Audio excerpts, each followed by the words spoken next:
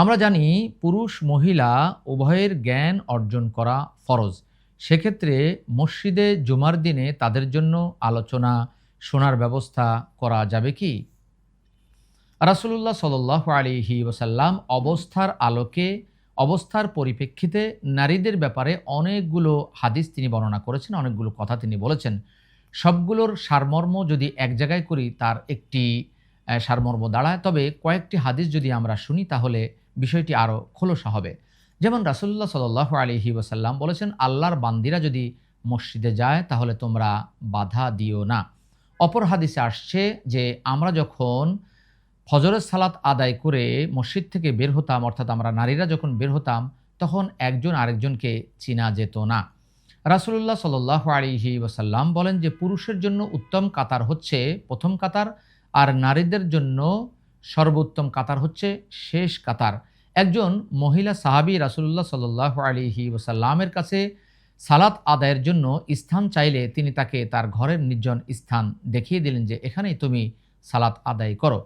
অপর হাদিসে এসেছে রাসূলুল্লাহ সাল্লাল্লাহু আলাইহি ওয়াসাল্লাম বলেছেন যে নারীদের জন্য সালাতের উত্তম স্থান হলো তাদের ঘরের নির্জন কক্ষ, অর্থাৎ তাদের ঘরের ভিতরে সালাত আদায় করলে হবে না। যে কোনো সময় যে কোনো পুরুষ যে কোনো গায়রে মাহরাম চলে আসতে পারে। রাসূলুল্লাহ সাল্লাল্লাহু আলাইহি ওয়াসাল্লাম এ কারণে অন্য মহিলা সাহাবীকে তার ঘরের নির্জন কক্ষেই তিনি সালাত আদায়ের জন্য নির্দেশনা দিয়েছেন।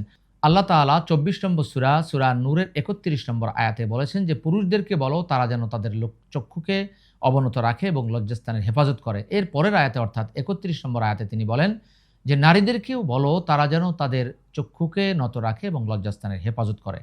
অর্থাৎ মহিলারা যদি ঘরের ভিতরেই সালাত আদায় করা শুরু করে, যে কোনো মুহূর্তে গায়রে মাহরাম আসলে তারা তাদের চক্ষুকে নত করতে পারবে না বা চক্ষুর হেফাজত করতে পারবে না। এ কারণে আল্লাহ রাসূল সাল্লাল্লাহু আলাইহি ওয়াসাল্লাম বলেছেন একেবারে ঘরের নির্জন কক্ষে আদায় করার জন্য। আম্মা জান আয়েশা রাদিয়াল্লাহু আনহা বলেন যে নারীরা বর্তমান যে অবস্থা চলাফেরা করছে এটা যদি রাসূলুল্লাহ সাল্লাল্লাহু আলাইহি ওয়াসাল্লাম দেখতেন তাহলে তাদেরকে মসজিদে আসা থেকে তিনি বারণ করতেন, অর্থাৎ মসজিদে সালাত আদায়ের জন্য তাদেরকে নির্দেশনা তিনি দিতেন না। এই হাদিসগুলোর সারমর্ম দাঁড়ায় যে যদি কোনো জায়গায় ভালো ব্যবস্থাপনা থাকে তাহলে সেখানে সে আদায় করতে পারে। যেমন হজে গেলে বা মক্কার মদিনার বিভিন্ন মসজিদে নারীরা তাদের আলাদা স্থানে তারা সালাত আদায় করেন। বাংলাদেশেও কিছু কিছু এলাকা রয়েছে, তবে গ্রাম অঞ্চলে বিভিন্ন জায়গায় নারীদের চলাচল বিভিন্ন সমস্যা। এ কারণে নারীরা তাদের ঘরের নির্জন কক্ষে আদায় করবে, এটাই সবচাইতে উত্তম। অতএব নারীদের জন্য জুমার সালাতে মসজিদে ব্যবস্থা না করে বরং তারা ঘর থেকে আলোচনা শুনতে পারেন বা জুমার সালাতের দিকে খেয়াল করতে পারেন। ঘরে তাদের জন্য সালাত আদায় করাই সবচেয়ে উত্তম বিষয়।